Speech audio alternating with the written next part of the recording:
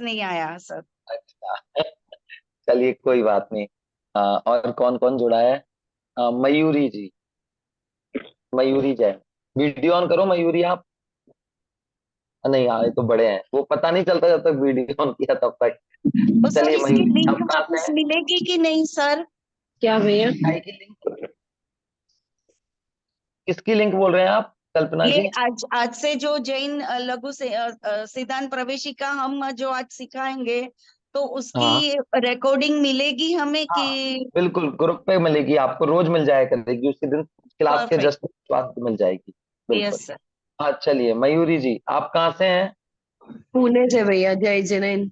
अच्छा, जय जिनेन्द्र। क्या क्या पढ़ा हुआ है आपने? भैया ये आरंभ में मेरी पहली क्लास है। चलो बाकी बहुत मुझे बढ़िया। आता है, मैंने पढ़े हैं। जी जी भाग जी। वगैरह मैंने बाल भूत वगैरह पढ़े हैं, लेकिन आरंभ में नहीं हाँ। पढ़े। आरंभ में ये मेरी पहली ओके। क्लास है। चलो बहुत बढ़िया, मतलब आप हमारे नई टीम में आए। बिल्कुल, बहुत हाँ। बहुत। चलिए राशि जी, राशि जी दिख रही है मेरे को। हाँ अच्छा, आप हो गए ना। विनायक जी। टीना। विनायक। वीडियो ऑन करें एक बार आप। जय जिनेंद्र। हाँ, आपका नाम क्या है? टीना बिनाई के। अच्छा, टीना विनायक। अच्छा, वो फिलहाल विनायक, आप महाराष्ट्र में पहले सरनेम लिखते हैं? महाराष्ट्र से लूँ। हाँ, तो पहले सरनेम लिखा हुआ है इसलिए आपने, हाँ। चलिए अच्छा। ठीक है, आपने क्या क्या पढ़ा हुआ है? मेरा जैसे बाल बोध वगैरह हो गया, पर वो मैं बेटी के साथ बैठती थी मेरे। अच्छा समझ गया, हाँ हाँ। वो, हाँ, तो उसके साथ में जैसा पढ़ रहे वैसा ही। और यहाँ जब पंडित जी लोग आते, जब कोई कक्षाएं होती तो उसमें ज्वाइंट हो जाते। हाँ वही एग्जाम वगैरह कोई चलिए, नहीं थी कोई मैंने, दिक्कत पर नहीं। जैसे बेटी के हाँ साथ हाँ। पढ़ती है तो उसमें कोई क्लासेस करी है, कोई नहीं की है, सही। अच्छा ओके, चलिए। हाँ। सुरेश जी भी मुझे दिख रहे हैं, सुरेश जी मुंबई से। जय ये जिनेन्द्र पंडित सुरेश जी, जी। ये जय पंडित जी, मैं कार ड्राइव कर रहा हूँ, इसलिए वीडियो बंद रखा है। ओके, आपने आपने पढ़ा हुआ है पहले कुछ? जी पंडित जी, मैं पाठशाला तो कोई भी नहीं पढ़ी है, लेकिन मेरा पंडित जी विवेक जी चिंतन वाला है ना, हाँ हाँ। उनसे हमारा सुबह 1 घंटा, शाम को 1 घंटा क्लासेस चलती है। सुबह की जी योग जी। शास्त्री चलती है और शाम को सुबह से ओके, चलिए चलिए, बहुत बढ़िया। ये सुविधि जी हैं कोई? सुविधि जी, जय जिनेन्द्र। नहीं, हाँ, आपने वीडियो ऑन क्यों नहीं किया? नेटवर्क इशू है। ओके, आप कहाँ से हैं? जयपुर। अच्छा, जयपुर से ही हैं आप? अच्छा, जयपुर में हाँ, कहाँ रहती हैं? प्रताप नगर। अच्छा, प्रताप नगर में रहती हैं। चलिए, आप तो हमारे फिर पड़ोसी हो गए। और वर्तिका जी। जय जैन वर्तिका जी। कहाँ पे है वर्तिका जी? अग्रिमा, अग्रिमा जी है क्या नाम था? मैं नाम नाम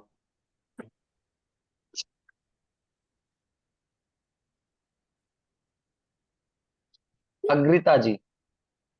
अग्रिता जी नाम। जी जय जिनेन। हेलो। जय जिनेन। जय जैन। हाँ जी। चलिए, आप कहाँ से हैं अग्रिता जी? मैं ललितपुर से हूँ।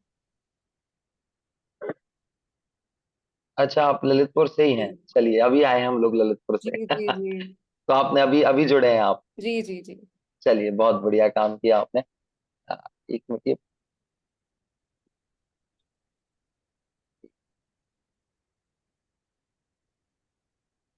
हाँ, अब मुझे दिखे बात।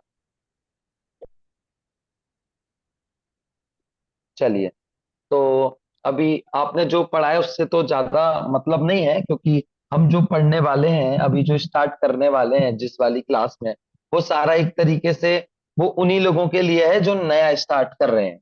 क्योंकि आपको पता होगा कि हम जो पढ़ रहे हैं उसका नाम है लघु जैन सिद्धांत प्रवेशिका। तो इसके नाम से ही आप समझ सकते हैं कि इसमें क्या पढ़ाया जाएगा, क्या चीज है। तो ऐसा सब लोगों से मैंने इसलिए पूछा कि आपने क्या क्या पढ़ा है, ताकि मुझे आइडिया लग जाए। लेकिन आपने कुछ नहीं पढ़ा हो तो अभी आपको कोई दिक्कत नहीं आएगी। और आपने सब कुछ पढ़ लिया हो तो अभी आपको नहीं मिलेगा। तो जिन्होंने पढ़ लिया है उनको ऐसा लगे कि कुछ नहीं मिलेगा, तो ऐसा भी नहीं है। यहाँ पे जो चीज है वो अलग है सब जगह से, वही चीज है, पर यहाँ पे परिभाषाएं हैं, यहाँ पे बहुत अच्छे से उनको बताया गया है। तो जिनने पढ़ लिया है उनको भी नया मिलेगा, और जिन्होंने नहीं पढ़ा है उनके लिए तो सब कुछ नया है ही। तो आप सभी लोग वीडियो ऑन कर ले तो और अच्छा रहेगा। सिर्फ 8 लोग ही वीडियो ऑन किए हुए हैं, 8 भी नहीं, सिर्फ 5 ने किया हुआ है। अगर कोई ज्यादा जरूरी कारण ना हो तो आप जरूर वीडियो ऑन करें, सभी लोग कर लीजिए, एक बार वीडियो ऑन कर लें सभी। जब तक आप वीडियो ऑन नहीं करेंगे तब तक आपको भी पढ़ने में मजा नहीं आएगा, वरना मैं आपसे पूछ ही नहीं पाऊंगा तो आप जुड़ेंगे कैसे मेरे से। चलिए चलिए पहले अपन मंगलाचरण कर लें एक बार। चलिए सभी लोग हाथ जोड़ लीजिए। णमो अरिहंताणम, णमो सिद्धाणम, णमो आयरियाणम, णमो वज्रायाणम, णमो लोय सव्यसागुणम। मंगलम भगवान वीरो, मंगलम गौतमो गणी, मंगलम कुंद कुंदार्यो, जैन धर्मोस्तु मंगलम। सर्व मंगल मांगल्यम, सर्व कल्याण कारकम, प्रधानम सर्वधर्माणाम, जैनम जयतु शासनम, जैनम जयतु शासनम। चलिए देखिए, इसका पहले तो मैं आपको बता देता हूँ इसमें क्या क्या चीजें हैं और हम क्या क्या पढ़ने वाले हैं और किस तरीके से पढ़ने वाले हैं। हमारी ये 3 महीने का सेशन रहेगा, जिसमें हर वीक में हमारी 2 क्लासें रहेंगी, और 2 2 क्लास में हम हमारे जो सब टॉपिक है उसको पढ़ते जाएंगे। आपके हर महीने में एक टेस्ट होगा, उस टेस्ट में आपको टेस्ट देना पड़ेगा। पहला वीक में होगा, पहले महीने में होगा 3 वीक का, फिर अगले महीने में होगा 3 वीक का, और फिर लास्ट में एक फाइनल एग्जाम आपका होगा। वो गूगल के थ्रू होता है, गूगल फॉर्म पे, तो आपको सिर्फ टिक ही करने होते हैं, उसमें लिखना नहीं होता है, सिर्फ टिक करके आपको एग्जाम देना होता है। जो लोग जुड़े हैं वो तो बहुत अच्छे से जानते ही हैं सारी प्रोसेस को, जो लोग नए हैं वे उनके लिए मैं बता रहा हूँ। और इसमें हम सिर्फ हफ्ते में 2 दिन ही क्लास पढ़ेंगे, और इसी टाइम पे हमारी क्लास रहेगी 8 से 9, जिसमें हम पढ़ेंगे लघु जैन सिद्धांत प्रवेशिका। क्या मतलब है लघु जैन सिद्धांत प्रवेशिका का, इस पे ही पहले हम इस पे थोड़ी बात कर लेते हैं। ये लघु मतलब पता है क्या होता है? लघु मतलब होता है छोटा, लघु मतलब होता है संक्षिप्त में, ठीक है। तो लघु जैन सिद्धांत प्रवेशिका, जैन का मतलब आप जानते ही हैं, जैन यानी जैन समाज में प्रवेश करने के लिए नहीं है, जैन मतलब जैन धर्म में, जैन सिद्धांत, सिद्धांत मतलब समझते हैं आप? सिद्धांत मतलब जो नियम है, जो बातें हैं, उनको बोलते हैं सिद्धांत, ठीक है। तो जैन सिद्धांत, जैन सिद्धांतों में जैन धर्म को समझने के लिए प्रवेशिका, प्रवेश कराने वाली है। प्रवेश होता है ना, तो प्रवेशिका यानी ले जाने वाली है, स्टार्ट करा देने वाली है। तो जैन धर्म में अगर प्रवेश करना हो, तो जैसे घर में हमें प्रवेश करना होता है तो कहां से आते हैं? ये गेट होता है, तो गेट को क्या बोलते हैं? प्रवेश द्वार। जैसे आपने कई जगह लिखा देखा होगा कि ये महल होते हैं बड़े बड़े, उनमें लिखा होता है प्रवेश द्वार। तो प्रवेश द्वार मतलब आपको यदि अंदर जाना है तो आपको यहां से प्रवेश द्वार करना पड़ेगा, आपको यहां से प्रवेश करना पड़ेगा। ऐसे ये जैन धर्म, जैन सिद्धांत प्रवेशिका, यदि आपको जैन सिद्धांतों को समझना है, जैन धर्म को समझना है, तो आपको कहां से प्रवेश करना है, उसका गेट कहाँ है? जैन धर्म का जो महल है, एक मॉल है समझ लीजिए, उसमें प्रवेश करने के लिए कहां से जाएं? तो ये वाली प्रवेशिका है। तो इसका नाम क्या रखा है? जैन सिद्धांत प्रवेशिका, कि इसको पढ़कर आप जैन धर्म में प्रवेश कर सकते हैं, जैन धर्म के सिद्धांतों को समझ सकते हैं, ठीक है। तो इसका नाम ही है जैन धर्म प्रवेशिका, मतलब इसमें बहुत बेसिक बातें होंगी, ठीक है। लेकिन बेसिक बातें होंगी तो कैसी बेसिक? हमारे लेवल के हिसाब से बेसिक नहीं, जैन धर्म की बेसिक बातें होंगी। एक तो होता है हमारी बेसिक लेवल, हमारे लेवल से बेसिक, और एक होता है जैन धर्म की बेसिक। तो इसमें हमारे लेवल से तो ऊपर की बातें होंगी जो हमें समझनी पड़ेंगी, जो हमने नहीं पढ़ी हैं, लेकिन वो बातें जैन धर्म की बेसिक हैं, जैन धर्म के लिए बहुत छोटी नॉर्मल बातें हैं। तो इसलिए इसका नाम क्या है? प्रवेशिका है, बिल्कुल प्रवेश स्टार्टिंग की है ये, बिल्कुल, है ना। अब कई लोग सोच रहे होंगे कि हम तो 4 साल से पढ़ रहे हैं, 5 साल से पढ़ रहे हैं और अभी भी हमें प्रवेशिका ही करा रहे हैं, प्रवेश ही कराए जा रहे हैं, तो कब प्रवेश होगा हमारा। तो अभी क्या है, हम बिल्कुल बातें इसमें जो हम पढ़ेंगे वो हमने अभी तक जो पढ़ा है वो भावात्मक तरीके से पढ़ा है। जैसे हमने द्रव्य पढ़ रखा है, हमने पुद्गल पढ़ रखा है, लेकिन पुद्गल किसे कहते हैं, पुद्गल की परिभाषा क्या है वो हमें नहीं पता, है ना। सब लोगों को धर्म द्रव्य का मतलब तो जानते हैं, लेकिन उनकी परिभाषा याद नहीं है हम लोगों को। हम लोगों ने कभी उसकी परिभाषा को नहीं समझा, हमने उसके सामान्य स्वरूप को समझा है। तो हम यहाँ पे उसकी परिभाषा समझेंगे। जैसे मैं आपसे पूछूं, आपको पाप पता है सारे, आप लोगों ने पाप पढ़ रखे हैं, लेकिन यदि किसी से मैं पाप की परिभाषा पूछूं, पाप कहते किसे हैं, तो आप में से पाप तो सब लोग जानते हैं, लेकिन पाप की परिभाषा कुछ लोग ही जानते होंगे।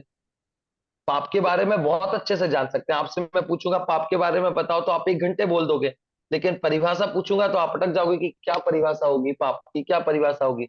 सम्यक दर्शन के बारे में आप सब लोग जानते हैं ना, बहुत अच्छे से जानते हैं। अच्छा, सम्यक दर्शन की परिभाषा क्या है, अब इसके लिए कुछ लोगों को पता ही होगा। तो ये हमारे बेस क्लियर करने के लिए है। ये इसलिए सबसे ज्यादा इंपॉर्टेंट है क्योंकि यदि आपने ये लघु जैन सिद्धांत प्रवेशिका पढ़ ली, तो आपसे यदि कोई कभी कोई प्रश्न पूछेगा तो आप उसका प्रश्न का जवाब बहुत अच्छे से दे सकते हो। क्यों? क्योंकि इसमें परिभाषा है ना। तो इससे हमारा क्या होता है, जब हम किसी चीज की परिभाषा डेफिनेशन याद कर लेते हैं तो वो चीज हमारे दिमाग में घुस जाती है और हमारा बेस क्लियर हो जाता है। तो उसके लिए ये बहुत आवश्यक है। और इसके आगे शब्द क्या जुड़ा है, लघु जैन सिद्धांत प्रवेशिका तो है, लेकिन कैसी है, लघु जैन सिद्धांत प्रवेशिका।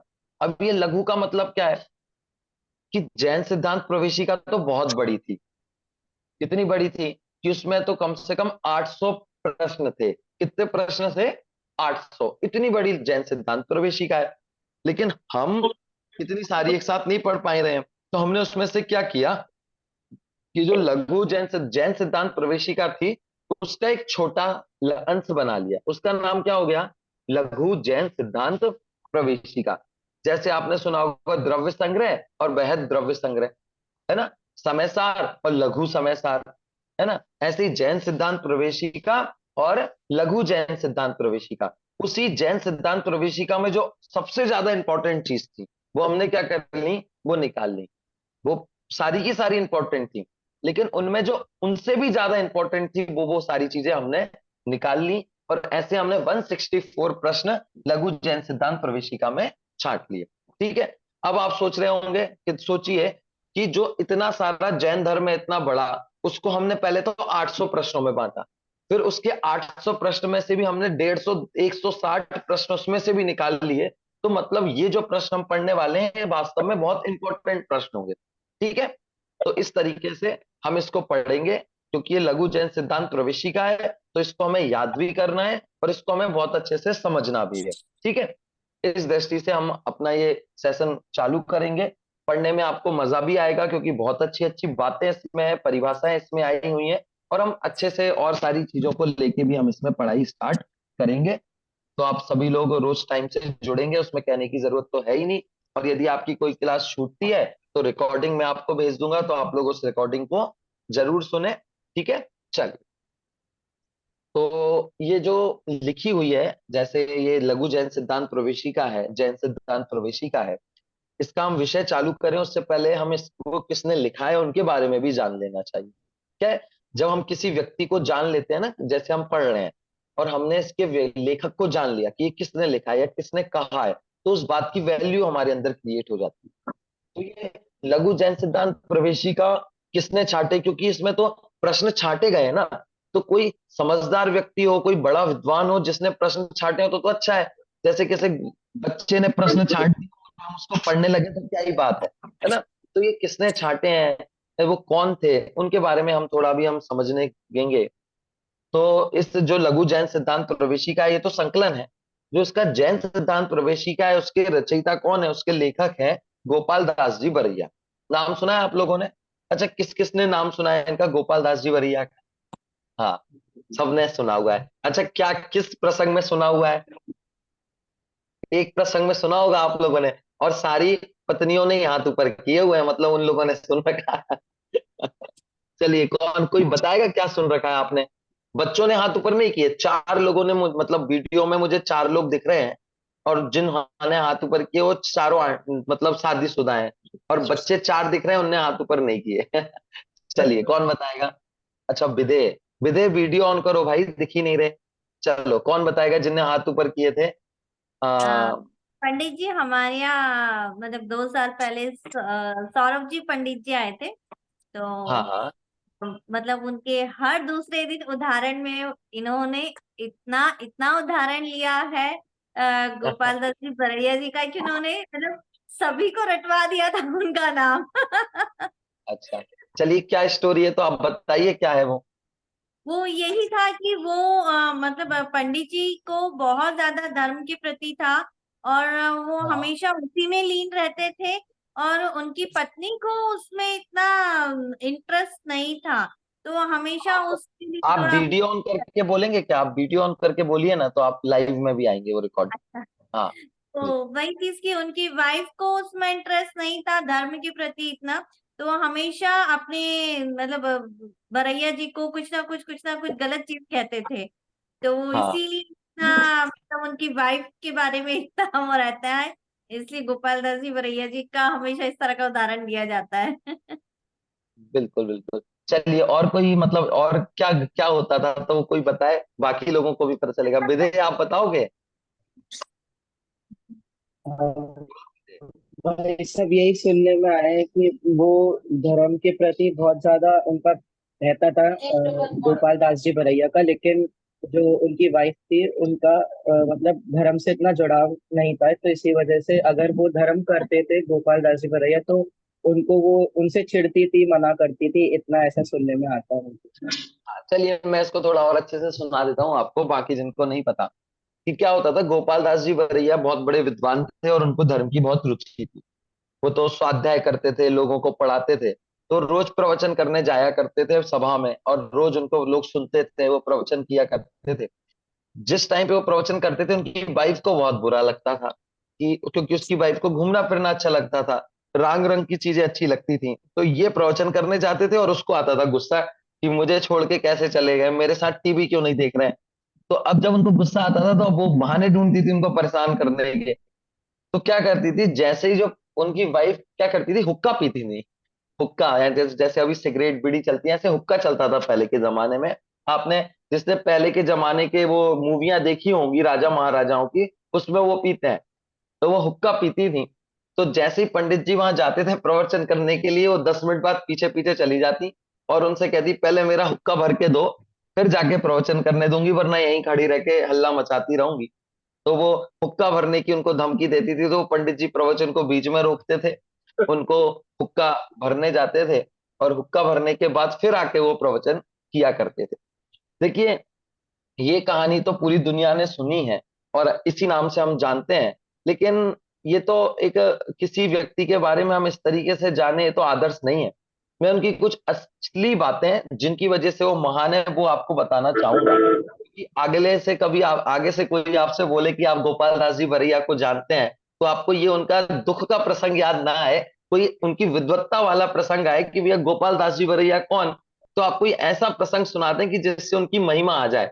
इसमें तो वो ऐसा लगता है कि बेचारे बहुत बेचारे टाइप के लगते हैं। तो इसलिए कुछ 2-4 घटनाएं मैं आपको उनकी सुनाता हूँ।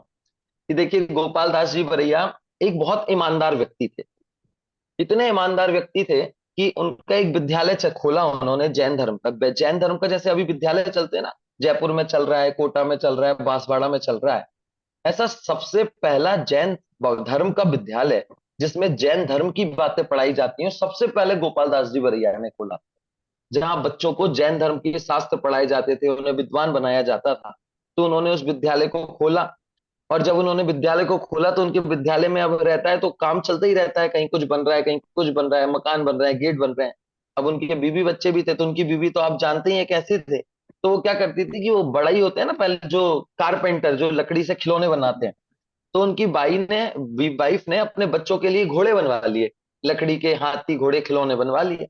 अब जब उनको पता चला कि भैया इसने खिलौने बनवाए हैं और मंदिर में जो विद्यालय के पैसों से जो कर्मचारी आता था कारपेंटर, उससे बनवाए हैं, तो उन्होंने क्या किया कि उसकी राशि, जितना उसने काम किया ना, 2 घंटे बनाने में मेहनत की, तो 2 घंटे के पैसे उन्होंने उसमें रसीद कटाई फिर।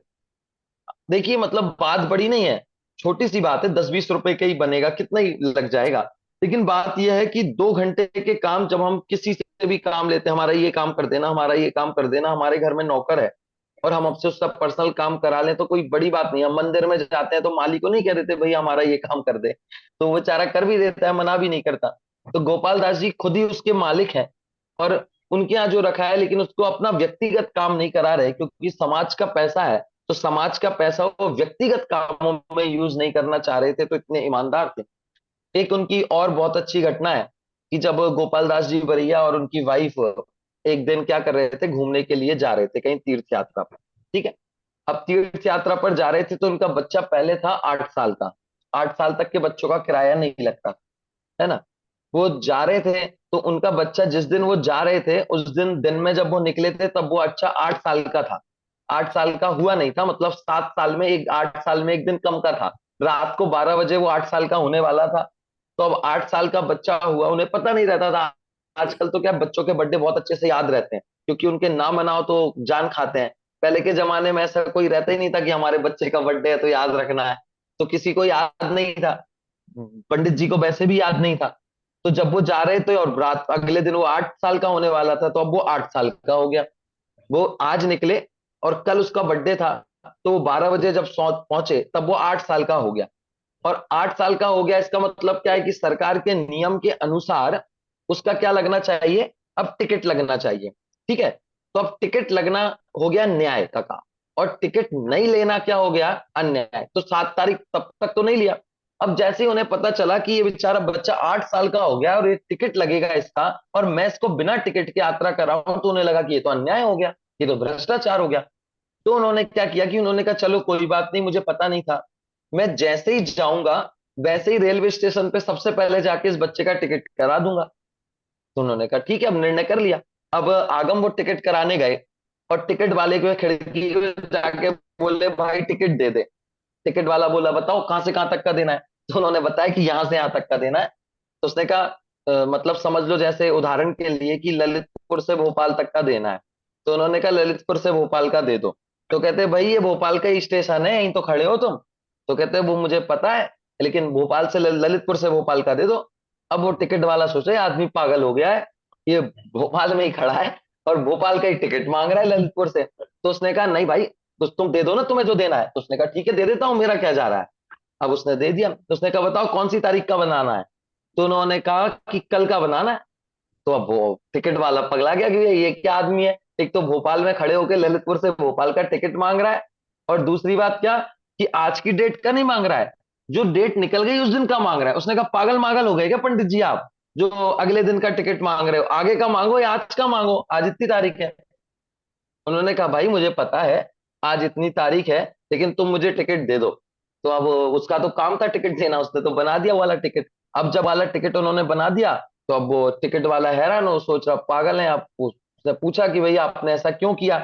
तब जाके उन्होंने टिकट वाले को घटना बताई कि देखो मेरा बच्चा 7 साल का था, कल 12 बजे 8 साल का हो गया है, और अब मैं उसका टिकट ले रहा हूं क्योंकि मैं अन्याय अननीति नहीं करता। ये बात जैसे ही उस टिकट वाले को पता चली, उसने कहा इतना महान व्यक्ति आ गया भैया आज मेरे द्वार पे। वो बाहर निकला, उनके पैर मैर छुए, सब लोग देखने लगे कि भैया टिकट वाला पैर छू रहा है, तो भीड़ इकट्ठी हो गई और मीडिया वाले आ गए। मीडिया वाले आके बोलने लगे कि क्या हो गया क्या हो गया। तो वो कहानी मीडिया वालों को पता चल गई, तो मीडिया वालों ने बता दिया कि भैया एक व्यक्ति ऐसा भी है, इतना ईमानदार व्यक्ति है, उन्होंने बता दिया। और फिर ये पूरे में बात फैल गई। फिर पता है क्या हुआ कि अगली बार उसके अगले दिन ही जवाहरलाल नेहरू जी का नाम आपने सुना है, जो हमारे देश के प्रधानमंत्री थे, उनका कहीं पर भाषण होना था, और उनका भाषण होना था ईमानदारी पे। और मीडिया में ये बात इतनी फैल गई और उन्होंने देख ली। तो उसके अगले दिन देश के प्रधानमंत्री ने जब अपना भाषण दिया तब उसमें उनका नाम लिया कि एक जैन भाई हैं गोपाल दास जी भरैया, और वो इतने ईमानदार हैं, और उन्होंने उनका पूरा वृत्तांत सुनाया। तो उस समय पे मतलब आज से पहले जैनों की इतनी वो थी इज्जत पूरे देश में कि जैन व्यक्ति दिख जाए ट्रेन में, आपस में मिल जाए, तो उसको इस बात से लोग खड़े हो जाते थे कि ये जैन है।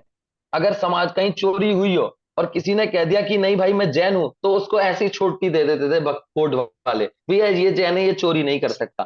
कहीं हिंसा हुई हो और उसको पकड़ के ले गई पुलिस, और बाद में पता चला ये जैन है तो उसको छोड़ देते थे।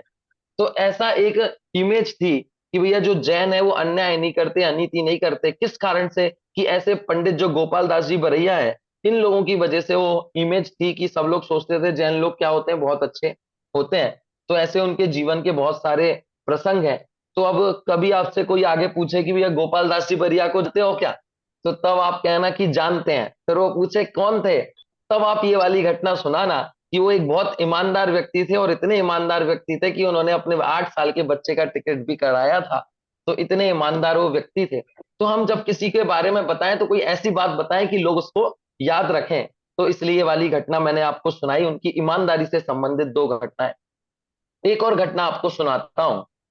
वो क्या थे, उनको एक गुरु नाम गुरु कहा जाता है ना। क्या कहते थे उनको? गुरु नाम गुरु। राशि क्या बोलते थे उनको, बोल के बताओ एक बार। गुरु नाम गुरु। गुरु नाम गुरु, है ना। प्रभात आप बोलोगे क्या बोलते हैं? बोलो प्रणव, क्या बोला मैंने? गुरु नाम गुरु। हाँ, इसका मतलब समझते हो? गुरु नाम गुरु। फाइन करोगे? गुरु नाम गुरु का मतलब होता है गुरुओं के भी गुरु। गुरु जो गुरु हैं उनके भी जो गुरु हैं, ऐसे गुरु नाम गुरु की उपाधि इनको दी गई थी। जैसे अभी उपाधि देते हैं ना हम लोगों को, ऐसे ही उनको तब गुरु नाम गुरु की उपाधि दी गई थी, क्योंकि वो सभी गुरुओं के गुरु थे। जो आप सुनते हो ना, कैलाश चंद जी शास्त्री, है ना, पन्नालाल जी, और बर्नी जी का नाम सुना है जिन्होंने जैनेन्द्र सिद्धांत कोश की रचना की है ना, बर्नी जी। वो सारे इनके ही शिष्य हैं। जिस गुरुकुल को इन्होंने खोला था, बर्नी जी वगैरह उस गुरुकुल में पढ़ते थे। तो जो आपने बर्नी जी का नाम सुना है, उन्होंने बहुत महान काम किया है ना। तो वो सारे कैलाश चंद जी शास्त्री हैं, ये सारे लोग इनसे पढ़े हुए हैं। तो इतने बड़े बड़े दिग्गज विद्वानों के भी ये गुरु हैं, इसलिए इनको क्या कहते थे? गुरु नाम गुरु इनको कहते थे। ठीक है, तो ये एक बहुत बड़े विद्वान थे, और सभी लोग इनकी विद्वत्ता के कायल थे, बहुत विद्वत्ता थी इनके अंदर। और इन्होंने क्या किया, इन्होंने एक उपन्यास भी लिखा था, है ना। इन्होंने पहले तो इनका क्या था, जीवन अच्छा था, तो इन्होंने उपन्यास लिखे। फिर इनको वैराग्य की रुचि लग गई, धर्म की रुचि लग गई। तो फिर जब से धर्म की रुचि लगी, तब से फिर इन्होंने धर्म का काम किया, और जैन धर्म के लिए, जैन दर्शन के लिए इन्होंने अपना महत्वपूर्ण योगदान दिया। बहुत सारा काम इन्होंने उसके लिए किया है। तो ऐसे महान व्यक्ति ने, ऐसे विद्वानों ने हमारे लिए जो काम किया, हम उसको पढ़ने जा रहे हैं। इसलिए हमने थोड़ा उनके बारे में जाना, उनकी जीवन के बारे में, कि उनका कैसा जीवन रहा। और ऐसा ही नहीं है, इनका क्या था, जीवन भी बहुत गजब का जीवन था इनका। संघर्ष भी कम नहीं थे। ऐसा नहीं था कि पत्नी अकेली परेशान करती हो, पत्नी तो परेशान करती थी। नौकरी के चक्कर में भी बहुत परेशान हुए। पहले रेलवे में नौकरी की, फिर सरकारी में भी, सरकारी नौकरी में भी इतना परेशान करते थे पहले के जमाने में। तो सरकारी नौकरियों में भी कई साल इन्होंने काम किया, बहुत सारी सरकारी नौकरियां इन्होंने बदली। फिर लास्ट में जाकर इनको ऐसा लगा कि भैया एक जैन धर्म का गुरुकुल खोलना चाहिए, क्योंकि जैन धर्म के विद्वान ही नहीं है। तब जाके इन्होंने जैन धर्म का गुरुकुल खोला, और वो जैन धर्म के विद्यालय के कारण हमें इतने सारे बड़े बड़े जो विद्वान हम नाम सुनते हैं ना, वो सारे के सारे विद्वान इसी महाविद्यालय से, इनके गुरुकुल में ही क्या करते, उन्होंने पढ़ाई की थी। ठीक है, एक गुरुकुल की बात मैं आपको बताऊं। एक गुरुकुल की एक बहुत अच्छी कहानी है कि बर्नी जी को आप जानते हैं? बर्नी जी का कौन कौन जानता है? जैनेन्द्र जी बर्नी को, है ना। तो जैनेन्द्र जी बर्नी इनके गुरुकुल में पढ़ते थे। ठीक है, हाँ, विदेह भी जानता है, चल ठीक है। जब वो इनके यहाँ पढ़ते थे, तब क्या हुआ कि एक बार बर्नी जी को क्या लगा कि भैया अब घर जाया जाए, बहुत रह लिए, 6 महीने से छुट्टी नहीं मिली, छुट्टी लेने के लिए थोड़ा घर पे जाए। पपौरा में रहते थे वो। उन्होंने कहा कि भैया हमें छुट्टी चाहिए। लेकिन यहाँ तो मना था कि भैया जो एक बार आ गया, जब तक वो पूरी पढ़ाई नहीं कर लेगा, उसे हम घर की छुट्टी नहीं देंगे। क्योंकि घर चले जाते थे तो वापस ही नहीं आते थे। अभी तो फोन रहते हैं, तो पूछ लेते हैं भैया कितने दिन में आ रहा है। उस जमाने में तो एक बच्चा घर गया तो वापस आएगा नहीं आएगा कोई पता ही नहीं, संपर्क ही नहीं रहता था। तो ऐसे छुट्टी नहीं मिलती थी। अब उनको जाने का मन था कि भैया घर जाके तो जाना है। अब उन्होंने क्या किया, उन्होंने गोपाल दास जी को कहा, बर्नी जी ने, कि भैया मेरी मम्मी बीमार हो गई है, तो मुझे घर पे जाना है। तो उन्होंने कहा अच्छा तुम्हारी मम्मी बीमार हो गई है, कैसे बीमार हो गई है, उनका कोई पत्र वगैरह आया? तो उन्होंने कहा हाँ पत्र आया है, आपके ऑफिस के नाम से ही आया था, मुझे मिला है। तो उन्होंने कहा मम्मी बीमार है तो चले जाओ। अब उनकी मम्मी बीमार नहीं थी, उन्होंने खुद की थी मम्मी बीमार। तो अब मम्मी बीमार की, तो क्या किया उन्होंने कि मम्मी को बीमार करने का बहाना बनाया। अब पता कैसे चले, ये लोग यकीन कैसे करें कि मम्मी बीमार है या नहीं? तो बन्नी जी ने क्या किया, एक मम्मी के नाम से एक लेटर लिखा खुद के लिए कि बेटा मेरी तबीयत बहुत खराब है, तुम इधर आ जाओ, इधर आ जाओ, इधर आ जाओ, इधर आ जाओ। मतलब वो सारा लेटर उन्होंने खुद लिखा। अब लेटर लिख के वो सीधा तो रख नहीं सकते, क्योंकि लेटरों पे तो लिखा होता है कि किस जगह से आया है और कहाँ के लिए आया है। तो पोस्ट ऑफिस से आएगा तो प्रमाणिक माना जाए। तो इन्होंने क्या किया, फिर वो गोपाल दास जी वरिया जहाँ रहते थे वहां उसको जमा किया और मुरैना के पोस्ट ऑफिस वाले पोस्टमैन को दिया। और वो पोस्टमैन से कहा कि तू बड़नी जी को जाके दे दो, मतलब वो गोपाल दास जी को जाके दे दो। तो पोस्टमैन वाले ने वो लेटर गोपाल जी को जाके दिया। तब गोपाल जी के हाथ में वो लेटर आया तो उन्हें लगा सच में होगा।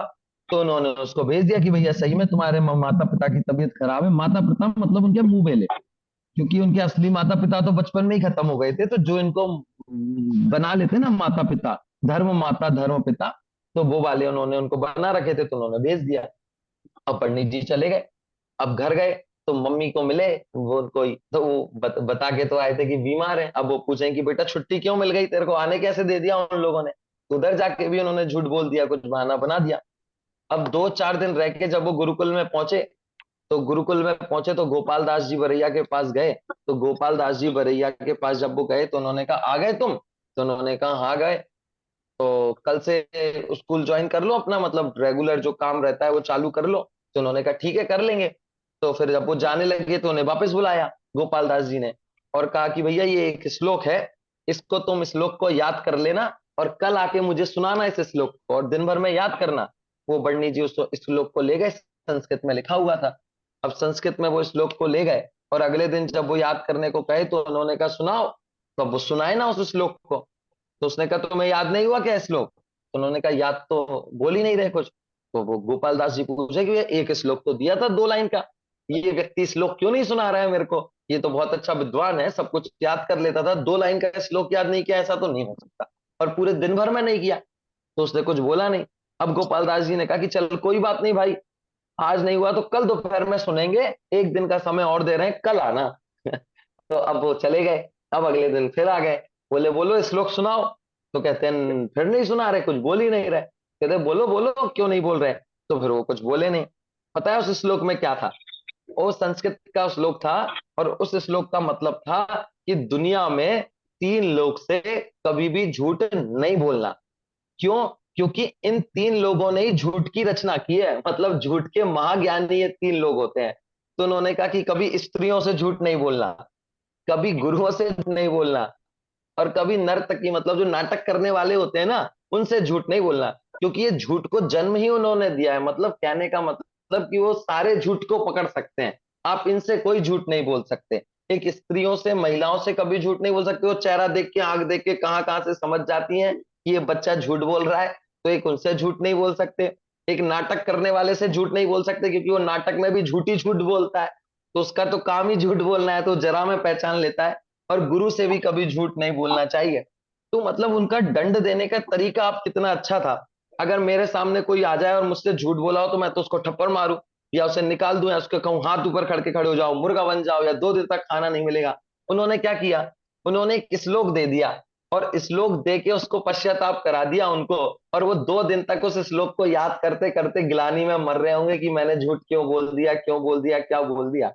तो उस जमाने के जो लोग थे वो कितना अच्छा प्राचीन, मतलब सजा देख रहे हो आप उनकी, कि एक तो एक श्लोक भी याद करा दिया, दूसरा उनको अंदर से ये एहसास दिला दिया कि मैंने झूठ बोला है और डांटा भी नहीं। तो वो इस तरीके से उन्होंने उनको सजा दिलाई। तो जब उन्होंने श्लोक को पढ़ा तो समझ गए, और वो समझ गए कि पंडित जी को तो हमारे सारे रहस्य पता चल गए। तो उन्होंने उनसे माफी मांगी, और माफी मांगकर उन्होंने उनको माफी कर दिया, रख लिया। कोई आता ही नहीं था पढ़ने के लिए, और छोटी छोटी बातों के लिए किसी को क्या निकाले। तो फिर उन्होंने क्या किया, उनको वहां पर रख लिया। तो इस प्रकार ये गोपाल दास जी वरैया की ऐसी बहुत सारी घटनाएं, और भी घटनाएं बहुत सारी, ये तो मैंने 2-3 छोटी छोटी जो रोचक थी, जिसमें उनका कोई अच्छी बातें थी, वो सारी बातें आपको बताई। आप लोग इनको याद रखना, है ना।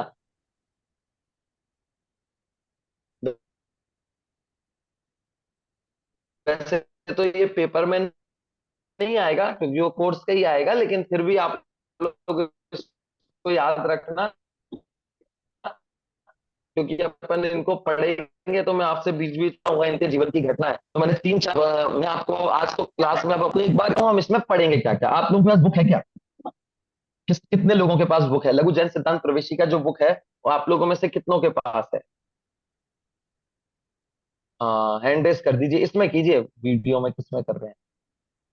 हाँ चलिए, तो जिन जिन के पास है वो तो अगली जब हमारी क्लास लगेगी तब आप उससे अपने सामने रख के बैठे, और जिन लोगों के पास नहीं है वो मंगा लें अभी, क्योंकि अगली क्लास हमारी मंडे को होगी। आपके पास 5 दिन है, 5 दिन में आराम से आपके पास आ जाएगी। यदि नहीं आ सकती हो तो बहुत छोटी सी किताब है, आप मुझसे पीडीएफ ले लें और उस पीडीएफ की फोटोकॉपी करा लें। 8-10 पेज की फोटोकॉपी करा के अपने सामने रख लें वो, या फिर अगर फोटोकॉपी नहीं करानी है और किताब मंगानी हो तो टोडामल स्मारक में वो मिल जाएगी, आप वहां से संपर्क कर लें और वो किताब आप उससे मंगा सकते हैं। ठीक है, आपके पास टोडामल स्मारक का संपर्क नंबर ना हो तो मैं ग्रुप पे डाल दूंगा, आप वहां से फोन करके उनको बोल देंगे, वो आपके घर भेज देंगे। बुक नहीं मंगानी हो तो मैं आपको पीडीएफ भेज दूंगा, आप उसकी कॉपी निकाल लेंगे, लेकिन बुक से सारे लोग पढ़ेंगे, है ना? क्यों? क्योंकि हम परिभाषाएं पढ़ने वाले हैं ना, तो परिभाषा तो बुक से आप एक एक शब्द देखोगे ना तो आपको बहुत मजा आएगा, और अगर आप वैसे ही बिना देखे पढ़ोगे ना तो आप भूल भी जाओगे और आपको मजा भी नहीं आएगा। ठीक है, हाँ अगम आपको कुछ बोलना है क्या? बुक है है आपके भैया, पास? हाँ चलो है ठीक है, तो है सभी लोग पर अभी नहीं क्या है पर अभी नहीं है मैं क्या बोल रहे हो? मेरे पास है बुक पर अभी नहीं है अभी। अभी नहीं है ना, तो अभी कोई दिक्कत नहीं, अभी तो 5 दिन है, 5 दिन में आप सब लोग जो व्यवस्था करनी है कर लेना, लेकिन जब अगली क्लास आएगी तो आपके सामने बुक होनी चाहिए, कंपलसरी है। ठीक है राशि, ठीक है ना? और कौन है, सबको समझ में आ गया? चलो बहुत बढ़िया। ठीक है, अब हम इसमें जो पढ़ने वाले हैं इसमें पीडीएफ भेजी, हाँ मैं ग्रुप पे डाल दूंगा, आप ग्रुप पे होंगे तो मैं ग्रुप पे इसकी पीडीएफ भी डाल दूंगा, आज की क्लास की अपनी रिकॉर्डिंग भी डाल दूंगा। इसमें हम अब जो पढ़ेंगे वो है द्रव्य गुण पर्याय का स्वरूप। क्या पढ़ेंगे? द्रव्य गुण और पर्याय। ठीक है, बेसिकली इसमें बहुत सारे प्रश्न आएंगे, लेकिन सबका बेस क्या है? द्रव्य गुण पर्याय। आप पूरे को एक चार्ट बना सकते हो, द्रव्य गुण पर्याय पढ़ेंगे तो द्रव्य गुण और पर्याय। द्रव्य के अंदर पढ़ेंगे हम द्रव्य के सामान्य गुण, द्रव्य के विशेष गुण, जो आपने पहले पढ़ रखे होंगे, कहीं नहीं पढ़ेंगे, और 6 द्रव्य, तो 6 द्रव्य भी पढ़ लेंगे, द्रव्य के सामान्य गुण भी पढ़ लेंगे, हर द्रव्य के विशेष गुण भी पढ़ लेंगे। फिर जब हम गुण पे पढ़ेंगे तो गुणों में हम सिद्धों के 8 गुण भी पढ़ लेंगे, सामान्य गुण विशेष गुण भी पढ़ लेंगे, है ना? तो इस तरीके से ज्ञान गुण, दर्शन गुण, ज्ञान गुण के अंदर फिर हम बहुत सारी चीजें, ज्ञान, मति ज्ञान, श्रुत ज्ञान, अवधि ज्ञान, मनःपर्य ज्ञान, दर्शन गुण के भी बहुत सारे भेद हैं, वो सारे हम पढ़ लेंगे। पर्याय के अंदर हम एक बहुत अच्छी चीज पढ़ेंगे जो आपने नहीं पढ़ी होगी, पर्याय के अंदर हम पढ़ेंगे स्वभाव व्यंजन पर्याय, विभाव व्यंजन पर्याय, स्वभावर्थ पर्याय, विभावर्थ पर्याय। ये नई तरीके से हम पर्याय को पढ़ेंगे। और एक और जो नई चीज जो आपको इसमें मिलेगी, शरीर और वर्गणाओं के बारे में। जब हम पुद्गल का स्वरूप पढ़ेंगे ना तो पुद्गल कितने प्रकार का होता है, पुद्गल में कौन कौन से पुद्गल होते हैं, कितने प्रकार के कर्म परमाणु होते हैं जो पुद्गल शरीर रूप बनते हैं। तो जो हमारा शरीर है ये काय का बना है, कैसा बना हुआ है, हमारा कितने प्रकार के शरीर होते हैं और वो कैसे बनते हैं, तो वो बहुत अच्छी चीज है, वो भी हम इसमें पढ़ेंगे। तो टोटल मिला के हम क्या पढ़ेंगे? द्रव्य गुण और पर्याय के बारे में हम पढ़ेंगे, और द्रव्य गुण पर्याय के बारे में जब हम पढ़ते जाएंगे तो नीचे जाके बहुत नई नई चीजें आती रहेंगी, बहुत सारे प्रश्न आते रहेंगे उन्हीं उनसे संबंधित, और कंटिन्यू विषय चलता रहेगा और आपको पढ़ने में बहुत मजा आएगा, क्योंकि लंबा चौड़ा विषय है नहीं है, सिर्फ परिभाषा तो परिभाषा हम बात करेंगे, खूब अच्छे से पढ़ेंगे, है ना? आपको याद भी कराता जाऊंगा मैं बीच बीच में, ताकि आपको सारी चीजें याद हो जाएं। और बिल्कुल छोटी छोटी परिभाषाएं, आप बुक हो तो आप जरूर देखिएगा, पीडीएफ देखिएगा, आपको देखते ही मजा आ जाएगा, उसके प्रश्न पढ़ते ही तो पढ़ने में तो और मजा आएगा। मुझे तो ये विषय बहुत अच्छा लगता है, क्योंकि क्या होता है, जो बहुत अच्छा विषय है, ये लंबा चौड़ा है नहीं, वो एक एक दो दो पेज के पार्ट होते हैं ना, तो उसमें तो पढ़ते पढ़ते ही थक जाते हैं, तो इतना लंबा नहीं है, इसमें तो 2 लाइन में बात कह के खत्म करते हैं ये, और बात भी इतने छोटे छोटे शब्दों में कहते हैं ना, एक भी फालतू का शब्द नहीं होता, बिल्कुल काम का शब्द होगा, 1.5 लाइन की अंतर पर अर्थ होगा, 2 लाइन की परिभाषा होगी, 3 लाइन की परिभाषा होगी, इससे बड़ी बड़ी चीजें इसमें है ही नहीं, तो याद करना भी बहुत आसान है और बहुत अच्छा अच्छा विषय इसमें आएगा। तो हम अगले से इससे क्लास से इसमें से जुड़ेंगे। कल की क्लास में किसी कारण से नहीं ले पाया था, क्योंकि मैं ललितपुर में था, वहां पे कार्यक्रम था, तो अब अगले मंडे को हमारी क्लास हम कंटिन्यू करेंगे और अगले मंडे से हम हमारे सब्जेक्ट विषय चालू करेंगे। आप लोग थोड़ा थोड़ा पढ़ के आए और बाकी हम क्लासों में सारा पढ़ेंगे। ठीक है, चलिए। अभी किसी को कोई प्रश्न पूछना हो तो आप पूछ सकते हैं, या कोई आपको और क्लास के बाहर का कोई प्रश्न पूछना हो पाठशाला से संबंधित तो वो भी आप पूछ सकते हैं। पूछना है किसी को कुछ?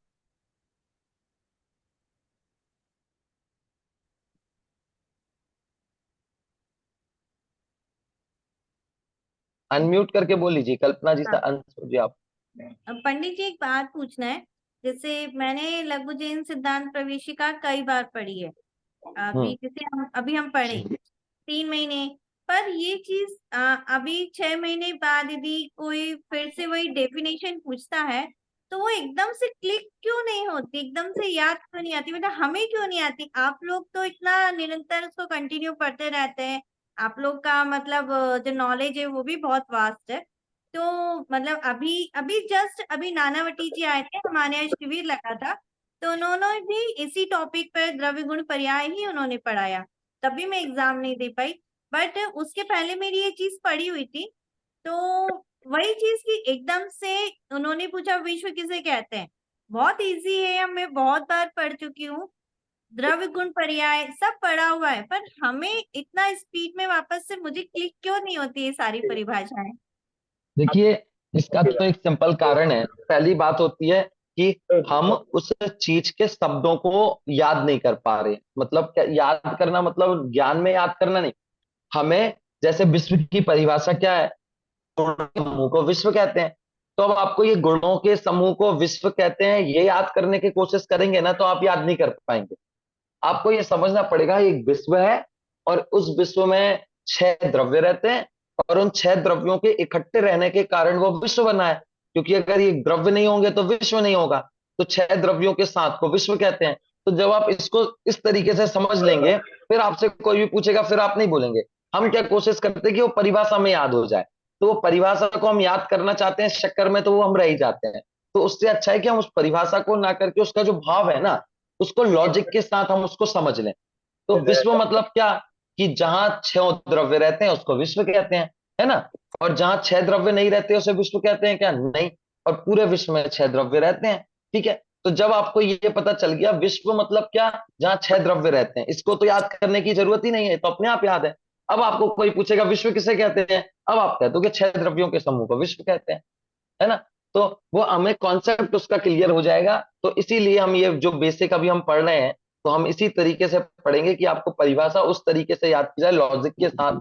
तो उससे क्या होगा, आपको परिभाषा का भाव समझ में आ जाएगा, तो परिभाषा आपको याद हो जाएगी। ठीक है, तो अभी आप पहले मेरे साथ 3 महीने पढ़िए, फिर आपको मैं बाद में पूछूंगा तो तब आपको पता चलेगा कि आपको पता ही नहीं चला और याद हो गई। बिल्कुल। तो अब अच्छा रहा आपने मुझे पहले बता दिया, तो अब क्या होगा जब भी मैं पूछूंगा तो आपसे सबसे पहले पूछूंगा। चलिए, है ना। ठीक। चलो प्रभात, आप बोर तो नहीं हुए? आप कब से शांत शांत बैठे हुए हो? नहीं नहीं हाँ, दुकान में बैठे हुए हैं ना, सेठ वाली कुर्सी पे। पापा की कुर्सी ले ली है नहीं है ना। घर पे हूँ हाँ, समझ में आ रहा है ना सारी चीजें। जी। देखिए, ये तो क्या है, बेसिक क्लास नहीं है प्रवचन जैसा। जहां भी आपको एक ऐसा लगे कि बस आपको इतनी सी चीज समझ में नहीं आई, आप तुरंत पूछ सकते हैं, क्योंकि ये तो हमारी लाइव क्लास चल रही है। मैं आपको पढ़ाने के लिए ही है, तो ऐसा नहीं है कि ऐसा मत सोचते कि मैं अभी पूछूं नहीं पूछूं। आपको जो समझ में नहीं आया आप तुरंत पूछें। और यदि बीच में दिक्कत हो, आपको ऐसा लगता हो मेरी वजह से बाकी का टाइम बर्बाद होगा, तो 9 बजे जब हम क्लास खत्म करेंगे तो क्लास के बाद जिन जिनको कोई प्रश्न नहीं है वो चले जाया करेंगे, जिनको प्रश्न होंगे वो रुकेंगे और हम उनसे चर्चा कर लेंगे। पर ये क्लियर रखें कि आज जो क्लास में पढ़ाया जा रहा है मुझे वो सारा समझना है। जो भी समझ में नहीं आए निसंकोच आप पूछ लीजिए, मुझे कुछ दिक्कत नहीं है बताने में। आप ये मत सोचना कि इनका टाइम बर्बाद हो जाएगा, 9 बज गए, 9:30 बज गए, कोई दिक्कत नहीं। लेकिन आपको चीज समझ में आनी चाहिए। तो जो भी हो आप तुरंत भी पूछ सकते हैं, बात भी पूछ सकते हैं, फोन लगा के भी पूछ सकते हैं, ग्रुप में भी पूछ सकते हैं, है ना।